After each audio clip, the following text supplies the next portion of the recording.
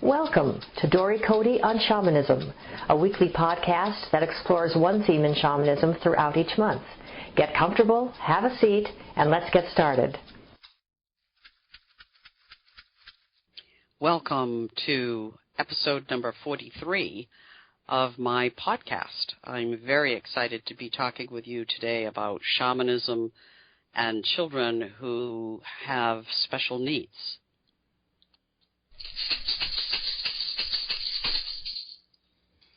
A parent has asked how you would work with a child who has been considered to be in the autistic spectrum. And do you have any experience working with children with special needs? Yes, absolutely. I have worked with quite a few children through the years who would be considered by the psychological or the medical world to be within the autism spectrum or have other special needs. And again, because each child is unique, it really does not matter in terms of the efficacy of the work with a shaman or a shamanic practitioner. The child is open, and even if they have difficulty being able to focus or being able to be present in the same way as we in our culture have expectations around, it really does not matter. I see each child who comes to see me as their own unique self, and I work with whoever shows up at the door, and how that unfolds is very based upon how that child presents themselves. And so I see it as more my responsibility to adapt to the presence of the child and their own uniqueness, as opposed to the child having to adapt to me and to my space and some rigid expectation of their behavior or the way they present themselves. I love talking with parents about the fact that their child is not broken. Their child is unique. And, through the years, I've actually done several presentations and a few writings about shamanism and working with children on the autism spectrum, and kind of debunking that belief, that cultural belief that somehow something is wrong and we need to, quote, fix it. It doesn't mean that people don't suffer as a result of, their child's uniqueness. There is suffering. But you know what? Parents who have children who are considered to be, quote, normal also have a certain amount of suffering. There's no guarantee when a child is born whether they will have some physical challenges or emotional challenges or mental challenges or spiritual challenges. And so, I believe we're given whatever it is we're meant to work with, to foster, and to help this unique child to grow into the most fabulous adult that they can possibly be with whatever special gifts they're bringing. Because every child, I don't care what they're identified with by some other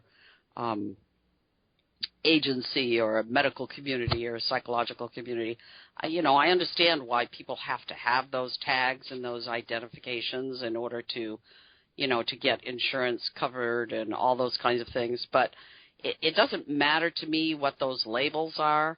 To me, every child is unique and has amazing gifts. And my job, what I see my job as a practitioner as being, helping the child to recognize what their unique gift is, and then also helping the parents to understand how to work with that unique gift.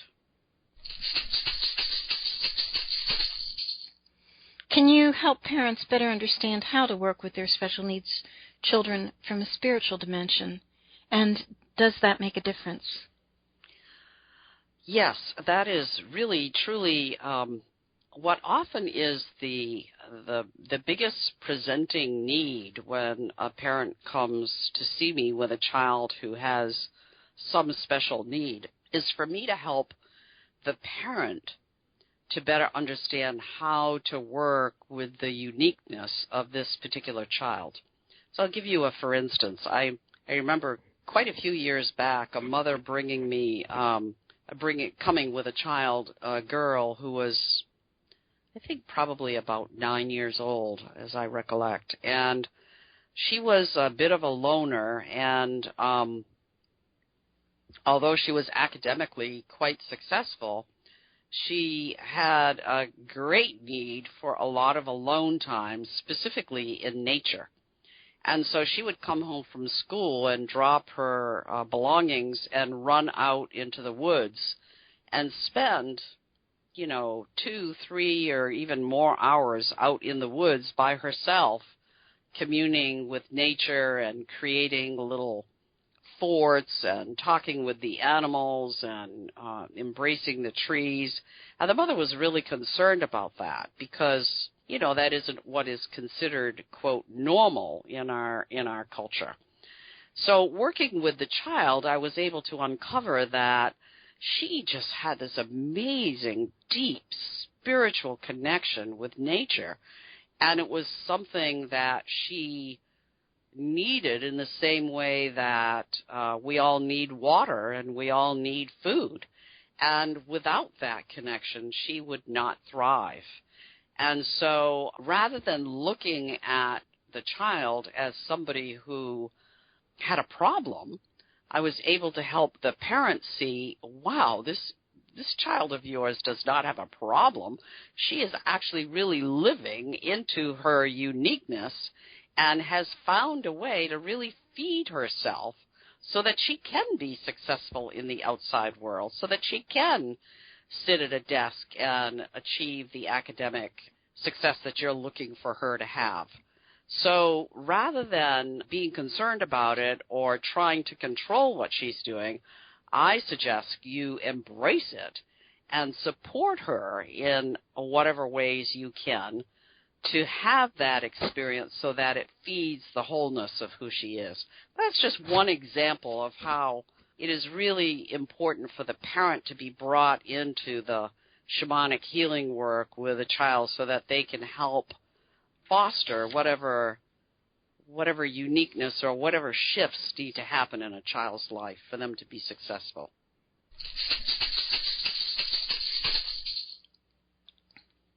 How would you work with a child who has ADHD and cannot sit still while you meet with them?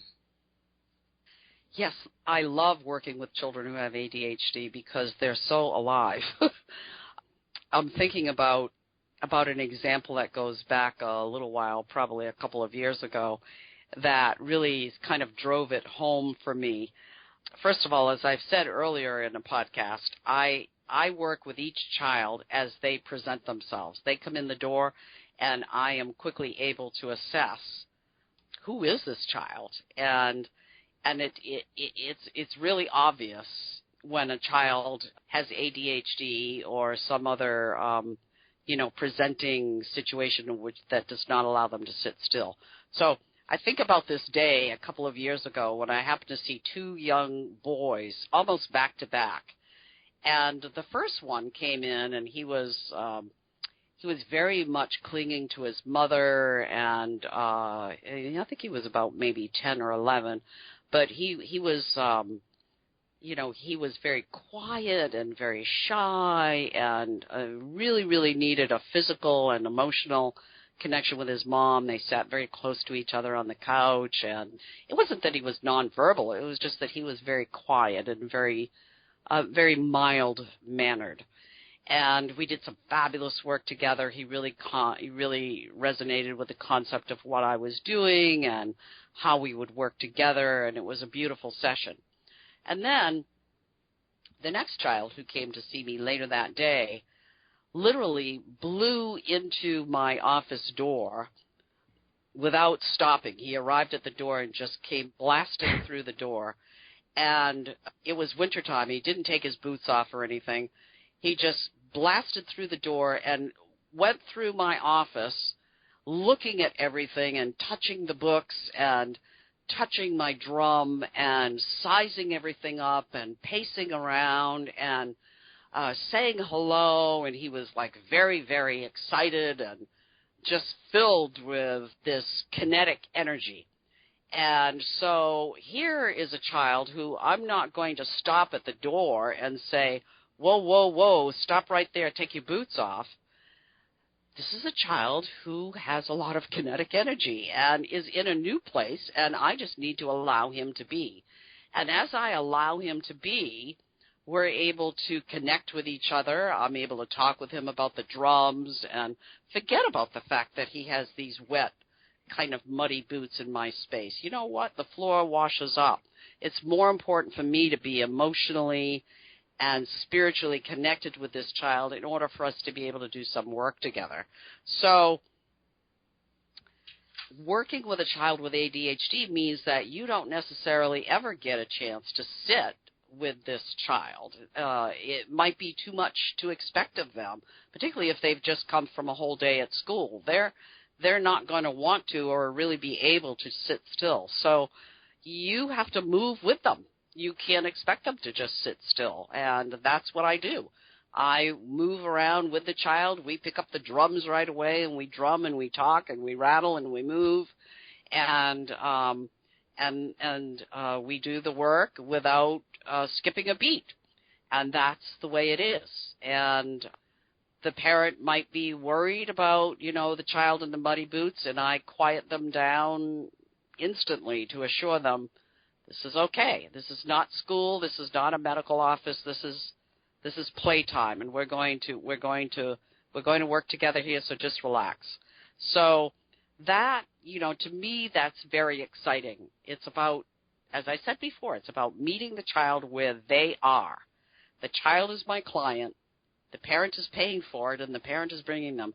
But the child is my client, and my job is to meet that child exactly where they are in order to be efficient and successful at the work.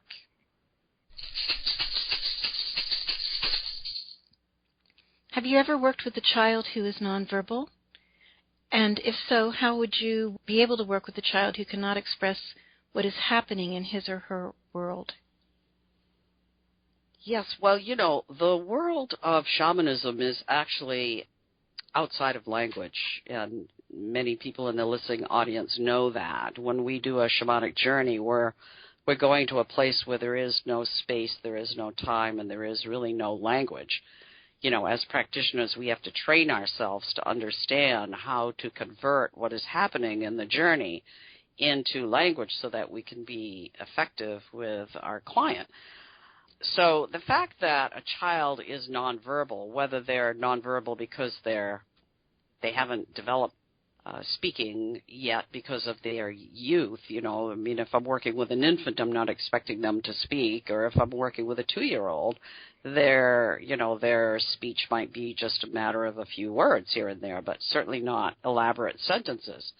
And, a 2 or 3 or even 4-year-old is not able to fully express what is happening in their world because they don't have that consciousness. They're just pure being. They're just in the process of being. So I have worked with children who are within the autism spectrum in such a way that they don't have any kind of way of verbalizing their world. And, I have found that as long as the child feels safe and is willing to be here, that I can be effective in doing work with them because I don't need the language. Really, the shamanic healing work is outside of language anyway, and then I'm able to help the parent understand in a phone conversation later what it is that was done in the way of work. And it isn't necessarily in any way related to helping the child learn how to speak, because that child may never speak. That child may not meant to be somebody who communicates with language, but communicates in other ways. I don't see that as a deterrent, and it's not that I've worked with a lot of children who are nonverbal, but I have worked with enough to know that it is effective, and I would never advise a practitioner to say no to a parent who calls with a child, and asks to bring their nonverbal child, because I I believe that we can be as successful with a nonverbal child as we can with a child who is verbal.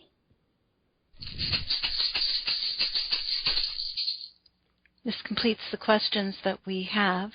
Is there anything else you would like to add on this topic? I would just like to wrap up this particular topic by saying, I find it an absolute inspiration and an honor to be able to work with children who have these unique qualities and unique gifts. And I often feel that I am fed as much on a spiritual level by my experience of working with them as they perhaps feel they have been fed by their experience of working with me. So I find it to be a very mutually agreeable, enlightening, and powerful time. Thank you for listening to Dory Cote on Shamanism. We'd love to hear your thoughts, stories, reactions, and questions. Come on over to dorycote.com and join the conversation. And tune in next week for more on this subject, or next month for a new subject. You can subscribe to this podcast in iTunes or sign up on dorycote.com to receive notices when the podcasts are posted. That's Dory, D-O-R-Y, and Cote, C-O-T-E.com. Drumming and rattling by Dory Cote and Terry Morgan. Technical assistance and audio production by JillHackett.com. And this is Susan Savelle, wishing you many blessings in your life. We hope to have you join us next time.